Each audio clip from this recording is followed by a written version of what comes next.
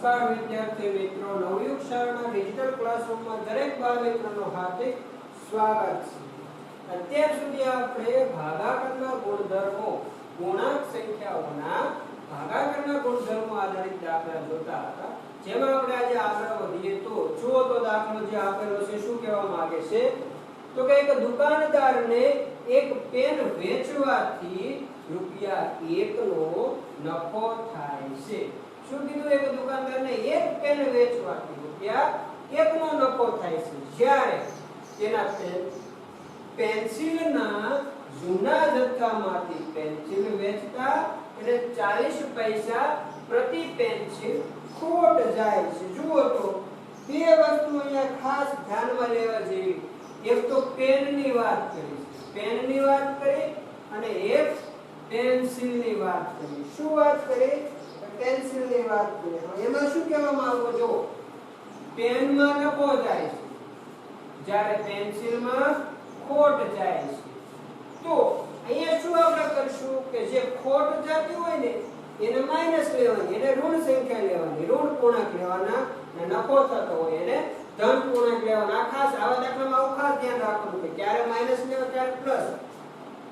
ભાગાકારના અને ગુણાકારના આવા બધા દાખલા, વ્યવહારુ દાખલા એટલા બધા લેવાનું કારણ જ આપણું એ છે કે ક્યારે ધન પૂર્ણાંક લેવા ક્યારે ઋણ પૂર્ણાંક લેવા એ તમને ઓછી ખબર પડતી હોય એટલા માટે. તો ભાઈ એક પેન વેચો ને તો ₹1 નો નફો થાય, જ્યારે પેન્સિલ વેચો તો શું થાય કે પેન્સિલ વેચતા 40 પૈસા, અહીંયા પૈસા છે જરા રૂપિયા છે, 40 પૈસા પ્રતિ પેન્સિલ ખોટ જાય છે. તો ખાસ મેં તમને શું કીધું? પહેલા સૌથી પહેલા જો નફો ધન પૂર્ણાંક લેવાનો, પછી ખોટ એને ઋણ પૂર્ણાંકમાં લેવાની. જ્યારે દાખલા ગણતરી કરતો હોય ત્યારે પછી જે કિંમત મળી જાય ને એ તો હંમેશા ખોટ કે નફો ધન પૂર્ણાંક પૈસામાં ગણી એટલે એ રીતે જ એ પાછું ખાસ ધ્યાન રાખવાનું. પણ જ્યારે સિમ્પલ ગણતરી કરતા હોઈએ ત્યારે ખોટને આપણે ઘડી ઋણ પૂર્ણાંક ધારી લેવાનું. હવે આગળ વધીએ તો આ વાત થઈ ગઈ કે ભાઈ પેન વેચે તો ₹1 નો નફો થાય, એટલે પેન્સિલ જાય તો 40 પૈસાની ખોટ જાય. બરોબર? આગળ વધીએ. પહેલો દાખલો શું કહેવા માંગે છે કે કોઈ એક મહિનામાં તેમને ₹5 ની ખોટ જાય છે. કેટલાની ખોટ જાય છે? ₹5 ની ખોટ જાય છે. તે મહિના દરમિયાન તેઓ 45 પેન વેચે છે, તો તેમણે તે મહિના દરમિયાન કેટલી પેન્સિલ વેચી હશે? વેચવાની વાત છે. પેન્સિલ કેટલી વેચી હશે? તો કે ભાઈ શું કીધું? ખોટ એક પેન્સિલ વેચી નાખે એટલે 40 પૈસાની ખોટ જાય. આમે એક પેન વેચે તો ₹1 નો નફો થઈ જાય. બરોબર? એટલે ખબર છે એક મહિનામાં આવી અમુક પેન્સિલ વેચી નાખી, અમુક પેન વેચી નાખી, તો શું થયું? તો કે ટોટલ તમે સરવાળો કાઢ્યું ને, ટોટલ નફો ખોટ કાઢ્યા તો શું થયું કે આખા મહિનામાં ₹5 ની ખોટ આવી. પેન અને પેન્સિલ બધું વેચ્યું એમાં તો કે ₹5 ની ખોટ આવી. ખબર પડી ગઈ. અને બીજું શું કીધું કે એને એ યાદ છે કે ભાઈ 40 પેન મેં વેચી, 40 પેન મેં વેચી નાખી, એને યાદ છે. ભાઈ જે પણ બાળકો ખરીદવા આવ્યા એને 40 પેન એની વેચી દીધી. તો બાકી શું છે કે આપણે પેન્સિલની સંખ્યા શોધવાની છે. તો કઈ રીતે મળે જુઓ તો કે ભાઈ ટોટલ ખોટ આપણને ખબર છે. બરોબર? તો 45 પેન વેચી એ તમને ખબર છે. ભાઈ એને યાદ છે દુકાનદારને કે 45 પેન મેં આખા મહિનામાં વેચી નાખી છે. હવે શું કરવાનું? તો જો ઉપર શું લખેલું છે કે એક પેન વેચવાથી, એક પેન વેચી નાખે તો તેને ₹1 નફો મળે. તો 45 પેન વેચી નાખે તો કેટલા રૂપિયા નફો મળે? તો કે 45 ગુણ્યા 1. કેમ? એક પેને 1, બીજી પેને બીજો રૂપિયો, ત્રીજી પેને ત્રીજો રૂપિયો, 45 પેને ₹45 એને મળે. 45 નો એક સાથે ગુણાકાર કરશું તો ટોટલ પેનનો નફો તમને મળી જશે. બરોબર? તો જુઓ તો એક પેન વેચવાથી મળતો નફો ₹1 છે, એ તમને ઉપર કહી દીધું છે. તો 45 પેન વેચવાથી મળતો નફો કેટલો? તો 45 ગુણ્યા 1 બરાબર ₹45. કઈ રીતે? મેં હમણાં સમજાવ્યું કે ભાઈ એક પેન વેચી નાખે ₹1, બીજો રૂપિયો, ત્રીજા 3 પેન ત્રીજો રૂપિયો, 3 પેન વેચે 3 રૂપિયા, એવી રીતે આગળ વધો તો 45 પેન વેચવાથી 45 રૂપિયા નફો થાય. સીધો નફો કીધો છે, બરોબર. પેન ગમે તેટલા રૂપિયાની હોય એની સાથે આપણે કોઈ મતલબ નથી, આપણે નફાની ખોટ સાથે મતલબ છે. તો 45 પેન વેચવાથી 45 રૂપિયા નફો થયો, બધું પ્લસ લીધું કારણ કે નફો ધન પૂર્ણાંક લેવાય છે. હવે પ્રશ્ન ઉદ્ભવ્યો કે ભાઈ 5 રૂપિયાની ખોટ ગઈ છે, બરોબર. હવે શું કરવાનું આપણે? તો કે કુલ ખોટ આપણને ખબર છે, સરવાળે જો પેન વેચવાથી નફો થશે, જ્યારે ખાલી માત્ર પેન વેચો તો પેનનો નફો આવે, પછી અલગથી પેન્સિલ વેચો તો એની ખોટ આવશે, થયેલી ખોટ આવશે. બંનેનો સરવાળા બાદબાકી કરો, બરોબર છે. પેનમાંથી પેનના નફામાંથી ખોટ બાદ કરો તો શું મળશે? સોરી, પેનનો નફો વત્તા થયેલી પેન્સિલની ખોટ બરાબર કુલ ખોટ તમને મળે. કઈ રીતે? તો જો કુલ ખોટ તમારે મેળવવી હોય તો ભાઈ સરવાળે તમારે ખોટ જ જાય છે. શું કીધું? 5 રૂપિયાની ખોટ જાય છે, તો કુલ ખોટ બરાબર શું આવશે? તો કે પેનમાં મળેલ નફો, પેનમાં કેટલો નફો મળેલો છે એ તમારે જોવાનું, વત્તા પેન્સિલમાં થયેલી ખોટ, બંનેનો સરવાળો, નફો અને ખોટ બંનેનો સરવાળો કરો તો તમને મળે. હવે તમને શું કીધું કે ખોટ હોય ને એ માઈનસ લેવાની અને જ્યારે નફો પ્લસ લેવાનો. તો કુલ ખોટ -5 રૂપિયા તમે લીધી, રૂપિયા અહીંયા આપણે દર્શાવ્યું છે ને ગણતરીમાં, તો -5. પેનમાં મળેલ નફો કેટલો છે? તો પેનમાં તમને 45 રૂપિયા નફો મળ્યો. તો થયેલી ખોટ, પેન્સિલમાં થયેલી ખોટ આપણે શોધવાની છે, જેથી કરીને આપણે છેલ્લે મેળવી શકીએ સંખ્યા. તો હવે પેન્સિલમાં થયેલી ખોટ મેળવવા માટે શું કરશો? 45 ને 5 માંથી બાદ કરશો, થયેલી ખોટ બરાબર -5 -45. તો આ બંનેની બાદબાક, આ બંનેનો કઈ રીતે સાદુરૂપ આપશો? તો મેં તમને પેલો ચાર્ટ ડ્રો કરાવેલો એ જુઓ તો કઈ રીતે? તો કે નિશાની સરખી છે કે નિશાની બંનેની અલગ છે? બંનેની નિશાની સરખી. સરખી તો સરવાળો, સરવાળો 45 + 5 બરાબર 50. હવે જવાબ આવી ગયો. તો જવાબની નિશાની તો કે મોટી સંખ્યાની જે નિશાની છે એ મોટી સંખ્યાની નિશાની માઈનસ, એટલે જવાબની નિશાની માઈનસ. તેથી કહેતા કે -50 ખોટ આવે. મતલબ કે આપણી ભાષામાં આપણે વિચારીએ તો કેટલા રૂપિયાની ખોટ આવે? હવે આપણે વ્યવસ્થિત જોઈએ તો ખોટ જે છે એ 50 રૂપિયા ખોટ આવે. કેટલી ખોટ આવે? હવે અહીંથી જો આપણે હવે રૂપિયામાં ફેરવી નાખીએ, રૂપિયાની દ્રષ્ટિએ વાત કરીએ તો ભાઈ તમે કઈ સાંભળ્યું છે કોઈ દ્રષ્ટિએ કે રૂપિયા માઈનસમાં હોય, -50 રૂપિયા, -100 રૂપિયા, -70 રૂપિયા, -80 રૂપિયા, આવું કોઈ તમે જોયું છે કોઈ જગ્યાએ? તો તમે કહેશો કે આવું અમે જોયું નથી. તેથી ખાલી ખોટ દર્શાવવા, બંને નફો અને ખોટ બંને ભેગું ના થઈ જાય એટલા માટે આપણે ખોટને હંમેશા જે ખોટ જતી હોય એ આપણે એને દેવાના હોય, દેવું હોય એને ઋણ કહેવાય. દેવાનો બીજો શબ્દ શું? ઋણ કહેવાય. એને આપણે ઋણ સંખ્યા ધારીએ તો પહેલે આવતી હોય એને ધન આવક નહીં. તો ખોટ 50 રૂપિયા થઈ. તો ખોટ 50 રૂપિયા થઈ, બરોબર. તો આપણે તો 40 પૈસાની દ્રષ્ટિએ, કારણ કે એકની ખોટ તમને ક્ષમા આપી છે, એકની ખોટ તમને આપી છે 40 પૈસામાં. તો હવે શું કહેવાય કે ટોટલ ખોટ ₹50 અને એક પેન્સિલની ખોટ, એક પેન્સિલ વેચો તો કેટલી ખોટ પડે? તો કે 40 પૈસા ખોટ પડે છે. તો હવે ગયા લેક્ચરમાં મેં તમને કીધેલું કોઈ પણની સંખ્યા મેળવવી શું કરવાનું? ઉપર કુલ છેદમાં 1 નું. તો આની આપણે ખોટ પેન્સિલને વેચાયેલી પેન્સિલની સંખ્યા મેળવવા માટે શું કરશું? તો કે ઉપર કુલ ખોટના પૈસા મૂકશું, જ્યારે નીચે એક પેન્સિલ વેચવાથી મળતી ખોટ લખશું. તો જો શું લખ્યું? કુલ ખોટ છેદમાં એક પેન્સિલ વેચવાથી મળતી ખોટ. તો કુલ ખોટ કેટલી છે? તો કે 50 રૂપિયા અને નીચે પેન્સિલની ખોટ 40 પૈસા. તો ઉપર રૂપિયા છે, નીચે પૈસા છે, તો એવું ચાલે નહીં. તો આપણે ઉપર જે 50 રૂપિયા છે એને તમારે પૈસામાં ફેરવવા પડે. પૈસામાં કઈ રીતે ફરે? તો કે 1 રૂપિયો બરાબર 100 પૈસા. જો 1 રૂપિયો બરાબર 100 પૈસા, તો 50 રૂપિયા બરાબર કેટલા પૈસા? તો કે 1 રૂપિયો બરાબર 100 પૈસા, બીજા 1 રૂપિયો બરાબર બીજા 100 પૈસા, એટલે 2 રૂપિયા બરાબર કેટલા પૈસા? એટલે 100 + 100 એટલે 200 પૈસા. 3 રૂપિયા બરાબર તો કે 300 પૈસા. એવી રીતે 4 5 તો 50 રૂપિયા બરાબર 50 100 પૈસા કહેતા કે 5000 પૈસા. તો 5000 પૈસા છે તો 5000 કુલ ખોટ છે. 5000 પૈસાની કુલ ખોટ અને છેદમાં 40 પૈસા ખોટ એક પેન્સિલ. તો જવાબ આવશે 125 સંખ્યા. 125 પેન્સિલ વેચી હશે એ મહિનામાં, જેથી આપણને 5 રૂપિયાની ખોટ આવી. તો ખાસ જો સંખ્યા કઈ રીતે મળે.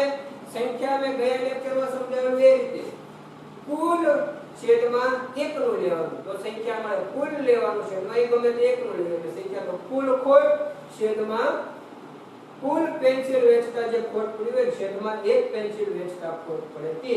તો 5000 પૈસા કુલ ખોટ અને છેદમાં 1 પેન્સિલની ખોટ 40 પૈસા. 125 રૂપિયા. જુઓ પાઠ્યપુસ્તકમાં બધે અહીંયા માઈનસ કરેલું હશે, બરોબર. તો આજે માઈનસ તમે બે બને તો કેવું કે બધું માઈનસ લેવાનું, બધી ખોટ માઈનસ લો તો ચાલે. તો મેં જુઓ અહીંયા સુધી માઈનસ રાખ્યો. હવે અહીંથી મેં પૈસામાં ટ્રાન્સફર કરી દીધું. જો અહીંથી મેં રૂપિયા ટ્રાન્સફર, જો રૂપિયા અહીંયા પૈસા લખ્યું તો જે તમે રૂપિયામાં ટ્રાન્સફર કરી દો એટલે એને તમારે પ્લસ લઈ લેવું, કારણ કે રૂપિયા જે છે આપણે માઈનસ દર્શાવતા નથી, માઈનસ રૂપિયા લેતા નથી. ખાલી ખોટ જે હોય એ આપણે એક પ્રકારનું ઋણ કહેવાય, એટલે એને આપણે પહેલા માઈનસ દર્શાવ્યા.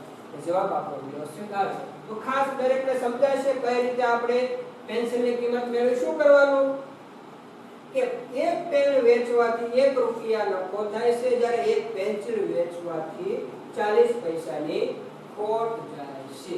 તો શું કર્યું કે ભાઈ 45 પેન. હવે શું કર્યું કે એક મહિનામાં બધું પેન ને પેન્સિલ ને બધું વેચાણ કરે છે. તો દુકાનદાર 5 રૂપિયાની ખોટ પડી, એને ખબર પડી કે અમારે 5 રૂપિયાની ખોટ ગઈ આ વખતે. તો કે ભાઈ એને યાદ હતું કે 45 પેન વેચી, તો કે મેં પેન્સિલ એટલી બધી વેચી નાખી છે મારા 5 રૂપિયાની ખોટ ગઈ. તો એ કે હવે દુકાનદાર હવે કેટલી પેન્સિલ વેચી હશે આ મહિનામાં એ આપણે શોધવાનું છે. શું કરવાનું તો કે એક પેન વેચવાથી 1 રૂપિયો નફો થાય છે. તો 45 પેન ને યાદ છે. તો 45 પેન નો નફો કેટલો? 45 ગુણ્યા 1 તો 45 રૂપિયા. હવે તો કે હવે તમને ખબર છે, જો આપણે કુલ ખોટ તમને આપી દીધી. ટોટલ એ મહિનાની પેન અને પેન્સિલ વેચવાથી જે ખોટ ગઈ એ રૂપિયા 5 રૂપિયા ખોટ ગઈ. એનો મતલબ શું તો કે પેન વેચવાથી થયેલો નફો કુલ ખોટ કઈ રીતે મળે તો કે ટોટલ નફો ખોટનો જે સરવાળો નફા અને ખોટનો સરવાળો કરો તો તમને ટોટલ ખોટ આમાં મળશે. આમાં ખોટ જશે ખોટ પેનમાં.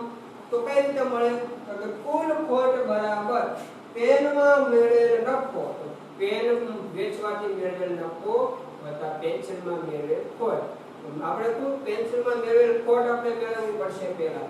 કુલ તો કે -5 ખોટ છે. જ્યારે પેન્સિલમાં મેળવેલ નફો આપણે પ્લસ લેવાનો, ખોટ માઈનસ લેવાની. તો માઈનસ થયેલ ખોટ કેટલી આવશે? પેન્સિલમાં થયેલ ખોટ તો કે -5 - 45 તો -50 આવી. તો હવે તો મતલબ ગણીએ તો 50 રૂપિયાની ખોટ જાય છે. એનો મતલબ તો કે પૈસા એક ખોટ છે, એક પેન્સિલની ખોટ આપણે શેમાં દર્શાવેલી છે તો કે એક પેન્સિલની ખોટ પૈસામાં. તો આ ટોટલ જે રૂપિયા ખોટના આવ્યા એને પણ આપણે પૈસામાં ફેરવવા પડે. તો કે 1 રૂપિયો બરાબર 100 પૈસા થાય. 1 રૂપિયા બરાબર 100 પૈસા થાય. તો 50 રૂપિયા બરાબર 100 પૈસા કે આપણે 5000 પૈસા થાય. તો ગયા લેક્ચરમાં મેં તમને સમજાવ્યું કે સંખ્યા શોધવી શું કરવાનું. પેન્સિલની હવે છે સંખ્યા તો કે કુલ અને એકની તમને ખબર છે ને. હવે કુલ ખોટ પણ મળી ગઈ છે. શું કીધું? કુલ ખોટ પણ મળી ગઈ. પેન્સિલ દ્વારા થયેલી કુલ ખોટ મળી ગઈ. જ્યારે એક પેન્સિલ થી ખોટ કેટલી થઈ એ પણ ખબર છે. તો બે વસ્તુ ખબર હોય તો તમને સંખ્યા મળે, બરાબર. તો એના માટે શું કર્યું તો સંખ્યા બરાબર કુલ ખોટ છેદમાં એક પેન્સિલ થી હતી, એક પેન્સિલના વેચાણથી થતી ખોટ. તો 5000 ભાગ્યા 40 બરાબર 125 જવાબ આવે.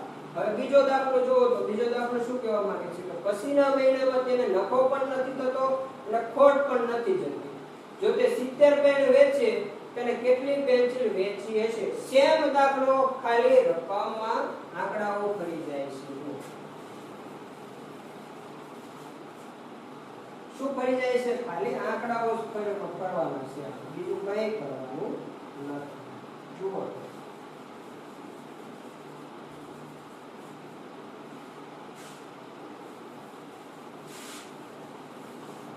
અહીંયા આગળ વધીએ, બરોબર. તો બીજો દાખલો તમે વિચારો કઈ રીતે ગણવાનો છે. શાંતિથી તમારે વિડિયો બેસી રહેવાનો નથી. જુઓ તો શું કીધું તો કે એક પેન વેચવાથી મળતો નફો 1 રૂપિયા. આમાં કેટલી પેન વેચે છે બીજા દાખલામાં? દાખલા નંબર 2 તો બીજામાં 70 પેન વેચે છે. તો 70 પેન વેચવાથી નફો કેટલો હતો કે 70 ગુણ્યા 1 બરાબર 70 રૂપિયા. 70 ગુણ્યા 1 બરાબર 70 રૂપિયા. પછી તો કે નફો ખોટ ઋણ પૂર્ણાંક ખબર છે. તો હવે શું થાય છે કે કુલ ખોટ જો તે 70 પેન વેચે તો તેને કેટલી પેન્સિલ વેચી હશે? તો કે ભાઈ પેન થી નફો કેટલો થાય? 70 રૂપિયા. જ્યારે કુલ ખોટ કેટલી? કે ખોટ તો શૂન્ય જ છે, નફોય નથી થતો અને ખોટેય નથી થતી. એનો મતલબ શું? તો કે ખોટ શૂન્ય, નફો અને ખોટ શૂન્ય બરાબર કુલ શૂન્ય. નફામાંથી ખોટ શૂન્ય છે બરાબર. તો થયેલી ખોટ કેટલી આવશે?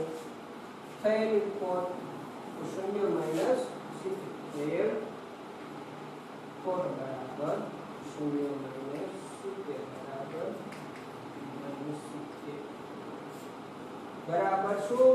તો 70 પૈસા. આ 70 આવે તારે રૂપિયા કઈ કેટલી ખોટ કહેવાય? 70 રૂપિયા ખોટ ગઈ કહેવાય. તો 70 રૂપિયા બરાબર 7000 પૈસા. કેમ 7000 પૈસા? જુઓ પેલો દાખલો વ્યવસ્થિત ગણાયો છે એટલે આ દાખલો ઝડપથી ગણી નાખું છું. વચ્ચે વિડિયો સ્ટોપ કરીને બંને દાખલા વ્યવસ્થિત તમારે લખી લેવાના બરોબર. હવે આગળ વધીએ તો અહીંયા સંખ્યા આવે તો 7000 ભાગ્યા કેટલા? 40 કરવાના. આ 1 0 આ 1 0 4 એકા 4 પછી વધ્યા 3 શેષ તો 30 4 સત્તા સોરી અહીંયા 1 આવતો ને 4 એકા 4 એટલે 1 પછી 7 4 28 એટલે 7 28 એટલે કેટલા વધશે? પહેલા 3 જુઓ આનો કઈ રીતે ભાગાકાર કરી નાખો 1 700 ભાગ્યા 4 4 એકા 4 3 વધ્યા 30 8 4 28 2 વધ્યા પછી આવશે અહીંયા 20 4 5 ને 20 જવાબ આવશે 175. 100 તો બીજા પછી જે વાત કરી કે પછીના મહિને 175 પેન્સિલ વેચી છે. જુઓ બંને દાખલાની મેથડ બોર્ડમાંથી વ્યવસ્થિત વચ્ચે વિડિયો સ્ટોપ કરીને લખી લેવાની જેથી કરીને ખ્યાલ તમને આવી જાય. ખાસ બંને મેથડ વ્યવસ્થિત જો પેલા દાખલો લખવાનો વિડિયો સ્ટોપ કરીને અને પછી બંનેની મેથડ જો મેથડ એક સરખી છે બંને દાખલા પણ જવાબમાં ખાલી થોડોક ફેર આવે છે એ ખાસ તમારે જોઈ લેવાનું. અત્યારે હું બોર્ડ સામે દેખાતો નથી એટલે તમારે ખાસ વિડિયો વચ્ચે સ્ટોપ કરીને લખી લેજો જેથી કરીને આખો દાખલો તમારા વ્યવસ્થિત બોર્ડમાંથી લખાઈ જાય. અને ખાસ કોઈ પણ ક્વેરી હોય તો સંસ્થાના નંબર ઉપર અથવા તો મને ફોન કરીને કઈ રીતે જવાબ આવે તો તમે પૂછી શકો છો. કોઈ પણ ડર રાખ્યા વિના કઈ રીતે જવાબ આવે તો ગમે ત્યારે પૂછી શકાય બરોબર. એવું કોઈ જરૂરી નથી કે ના પૂછાય. તો ખાસ દાખલો લખી લીધા પછી હવે આપણે આગળ વધીએ તો આજે જે આ ચેપ્ટર છે એ આજે દાખલો હતો એ આજે પૂર્ણાંક સંખ્યાઓનો છેલ્લો દાખલો હતો. હવે આગળ વધીએ તો હવે આપણે થોડું પુનરાવર્તન કરી લઈએ પૂર્ણાંક સંખ્યાઓનું કે પછી આજે આ ચેપ્ટર અહીંયા પૂરું કરીએ. કે ચેપ્ટર પૂરું થઈ ગયું છે, ખાલી આપણે પુનરાવર્તન કરવાનું છે કે ભાઈ શું આમાં આપણે શીખ્યા અને કોનું કેટલું મહત્વ હતું.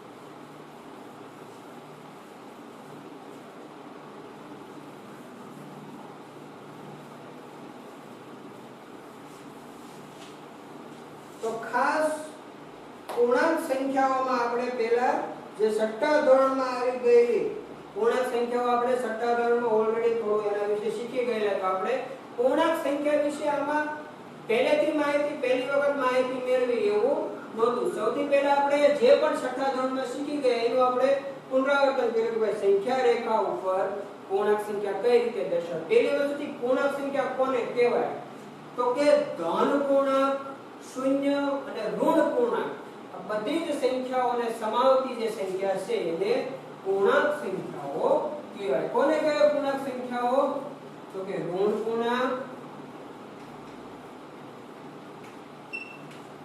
શૂન્ય અને ધન પૂર્ણાંક અથવા તો ઋણ સંખ્યા, શૂન્ય અને ધન સંખ્યા અથવા તો જો એ સંખ્યા પણ કહી શકાય. શું કહી શકાય? સંખ્યા. તો ઋણ સંખ્યા, શૂન્ય અને ધન સંખ્યા ત્રણેય સંખ્યાને સમાવતી જો કોઈ સંખ્યા હોય તો એ પૂર્ણાંક સંખ્યા છે. નેગેટિવ, પોઝિટિવ અને 0. હવે આગળ વધીએ. પછી આપણે આગળ વધ્યા હતા સંખ્યા રેખા ઉપર કઈ રીતે પૂર્ણાંક સંખ્યાઓ દર્શાવી શકાય, કઈ સંખ્યા મોટી, કઈ રીતે સંખ્યા નાની. તો કે સંખ્યા રેખામાં જમણી બાજુ જઈએ તેમ સંખ્યા મોટી થતી જાય. સંખ્યા રેખામાં કોઈ પણ અંકથી ડાબી બાજુ જાઓ તો સંખ્યા નાની આવે. પછી સંખ્યા રેખા ઉપર કઈ રીતે આપણે સરવાળા, બાદબાકી, ગુણાકાર થઈ શકે એના વિશે આપણે માહિતી મેળવી. પછી આગળ વધીએ તો ગુણધર્મો, પૂર્ણાંક સંખ્યાઓના ગુણધર્મો મેઈન પ્રાથમિક ક્રિયાઓ ઉપર કેવા અસર કરે છે એના વિશે. પ્રાથમિક ક્રિયાઓ એટલે કઈ? તો કે સરવાળો, બાદબાકી, ગુણાકાર અને ભાગાકાર. આ મેઈન ચાર ક્રિયાઓ પ્રાથમિક ક્રિયાઓ તરીકે ઓળખાય છે. આના ઉપર પૂર્ણાંક સંખ્યાઓના ગુણધર્મો શું અસર કરે છે એના વિશે માહિતી મેળવીએ. તો પૂર્ણાંક સંખ્યાઓના ગુણધર્મો કયા કયા? તો કે સૌથી પહેલો સમૃદ્ધતાનો ગુણધર્મ.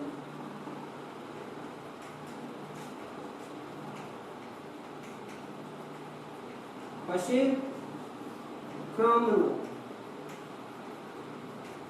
પછી આગળ વધીએ તો જૂથનો ગુણધર્મ. પછી વિભાજનનો. પછી તટસ્થતાનો. આવા બધા ગુણધર્મો તથા ગુણાકાર જે છે એ શૂન્ય સાથે કઈ રીતે આવે એ પણ જોયેલું. આવા બધા પછી એક ભાગાકારનો એક વડે ભાગાકાર શક્ય છે નથી વગેરે વગેરે માહિતી મેળવેલી આપણે ક્રમશઃ જોતા છીએ. તો કે પૂર્ણાંક સંખ્યાઓના સરવાળા જે છે, પૂર્ણાંક સંખ્યાઓનો સરવાળો જે છે એ આ ગુણધર્મો ધરાવે છે કે નથી ધરાવતો એના વિશે આપણે માહિતી મેળવવી હોય તો પૂર્ણાંક સંખ્યાનો જે સરવાળો છે, જો આના વિશે તમારે કોષ્ટક બનાવવું હોય તો તમે કોષ્ટક પણ બનાવી શકો છો. જુઓ તો આ પૂછી નાખો, લખી નાખીએ ઉપર સરવાળો.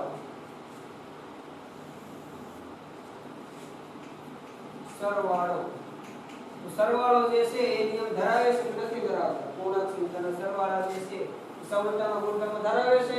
તો કે હા, પૂર્ણાંક સંખ્યાનો સરવાળો છે એ સમૃદ્ધતાનો ગુણધર્મ ધરાવે છે. સમૃદ્ધતાનો ગુણધર્મ એટલે શું? તો કોઈ પણ પૂર્ણાંક સંખ્યામાં પૂર્ણાંક સંખ્યા ઉમેરવામાં આવે, બે પૂર્ણાંક સંખ્યાનો સરવાળો કરવામાં આવે તો જે જવાબ મળે છે પૂર્ણાંક સંખ્યા જ મળે. તો કે સરવાળાનો ગુણધર્મ ધરાવે છે. તો બાદબાકી, તો કે બાદબાકી પણ સમૃદ્ધતાનો ગુણધર્મ ધરાવે છે. ગુણાકાર અને ભાગાકાર. જુઓ તો આગળ વધીએ. ભાગાકાર. તો ગુણાકાર જે છે સમૃદ્ધતાનો ગુણધર્મ ધરાવે છે. તો કે હા, ગુણાકાર પણ સમૃદ્ધતાનો ગુણધર્મ ધરાવે છે, જ્યારે ભાગાકાર જે છે એ સમૃદ્ધતાનો ગુણધર્મ ધરાવતો નથી. કેમ ભાગાકાર? તો કે કોઈ પણ બે પૂર્ણાંક સંખ્યાનો ભાગાકાર કરીએ તો પૂર્ણાંક સંખ્યા જ મળે એવું જરૂરી નથી. અપૂર્ણાંક સંખ્યા પણ મળે અને બીજી કોઈ સંખ્યા પણ મળે. તેથી આપણે કહી શકીએ કે પૂર્ણાંક સંખ્યાના ભાગાકાર સમૃદ્ધતાનો ગુણધર્મ ધરાવતા નથી, જ્યારે સરવાળો, બાદબાકી, ગુણાકાર સરવાળો, બાદબાકી, ગુણાકાર સમૃદ્ધતાનો ગુણધર્મ ધરાવે છે. પછી આગળ વધીએ તો ક્રમનો ગુણધર્મ. તો આપણે શીખી ગયા છીએ કે સરવાળો જે છે એ ક્રમનો ગુણધર્મ ધરાવે છે. કેટલા કે સમક્રમી છે કે ભાઈ બે સંખ્યા આપેલી હોય એના પદ ઉલટાવી નાખવામાં આવે પછી સરવાળો કરવામાં આવે તો સરવાળાનો જવાબ એક સરખો રહે છે. એવી જ રીતે જે સમક્રમી સંખ્યા બાદબાકી જે છે એ સમક્રમી નથી. પછી વાત કરીએ તો ગુણાકાર જે છે સમક્રમી છે. તો કે હા, પદ ઉલટાવવામાં આવે અથવા તો ગમે તે રીતે તો પૂર્ણાંક સંખ્યાઓના જે ગુણાકાર છે એ સમક્રમી છે, તો ભાગાકાર સમક્રમી નથી. ખાસ ખ્યાલ આવશે દરેક બાળ મિત્રોને કે ભાઈ ક્રમનો ગુણધર્મ ધરાવે છે કે નથી ધરાવતા. તો આવી રીતે તમે નક્કી કરી શકો.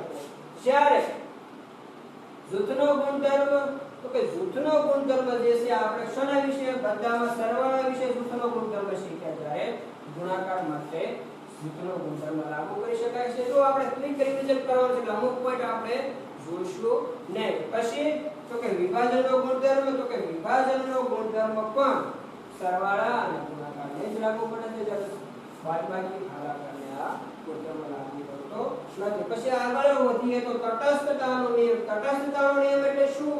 કે કોઈનો સરવાળાનો કોઈ પણ એક સંખ્યા, કોઈ પણ પૂર્ણાંક સંખ્યાને બીજી એક સંખ્યા એવી તટસ્થ સંખ્યા એવી લેવામાં વપરાય છે આપણે સરવાળા અને ગુણાકાર માટે, કે જેમાં સરવાળા ગુણાકાર બાદબાકી માટે, કે જેથી એનો એ સંખ્યા સાથે સરવાળો કરીએ તો જવાબ એ પૂર્ણાંક સંખ્યા જ આવે. તો કોઈ પૂર્ણાંક સંખ્યાનો એ સંખ્યા x y z ગમે તે આપણે ત્યાં ધારી લઈએ તો એની સાથે ગુણાકાર કરવામાં આવે તો સંખ્યા, તો એ ગુણાકારનો જવાબ અને પૂર્ણાંક સંખ્યા જ આવે છે. આવું હોય છે તટસ્થતાનો.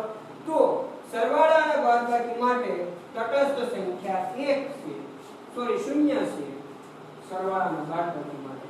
કેમ? તો કે કોઈ પણ પૂર્ણાંક સંખ્યા લઈ લો, 5 + 0 5 - 0 તો આનો જવાબ 5 આવશે.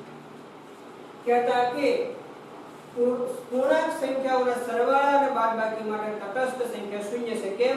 તો કે કોઈ પણ પૂર્ણાંક સંખ્યાને 0 સાથે સરવાળા કરવામાં આવે કે 0 માંથી કોઈ પણ પૂર્ણાંક સંખ્યામાંથી 0 બાદ કરવામાં આવે તો જવાબ એ પૂર્ણાંક સંખ્યા પોતે મળે છે. તેથી 0 જે છે પૂર્ણાંક સંખ્યાના સરવાળા અને બાદબાકી માટે તટસ્થ સંખ્યા છે. જ્યારે ગુણાકાર અને ભાગાકાર માટે તટસ્થ સંખ્યા 1 છે. આ મેં ખાસ કીધેલું તો દરેકને યાદ રહેશે કે ગુણાકાર અને ભાગાકાર માટે તટસ્થ સંખ્યા 1 છે. એનો મતલબ કે કોઈ પણ પૂર્ણાંક સંખ્યાનો 1 સાથે ગુણાકાર કરવામાં આવે તો જે સંખ્યાનો ગુણ લીધો હોય 1 સાથે એની એક પોતે એ જ સંખ્યા મળે.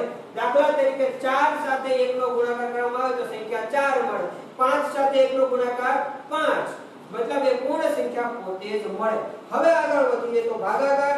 5 ભાગ્યા 1 કરવામાં આવે તો 7 ભાગ્યા 1 કરવામાં આવે, 10 ભાગ્યા 1 કરવામાં આવે કે 20 ભાગ્યા 1 કરવામાં આવે તો જવાબ કયો મળે? તો કે જે પણ પૂર્ણાંક સંખ્યા લીધી હોય એ પૂર્ણાંક ભાજ્ય તરીકે જે લીધું હોય એ પોતે સંખ્યા પૂર્ણાંક સંખ્યા મળે. તો આજે છે આપણે તટસ્થતાનો નિયમ જોયો.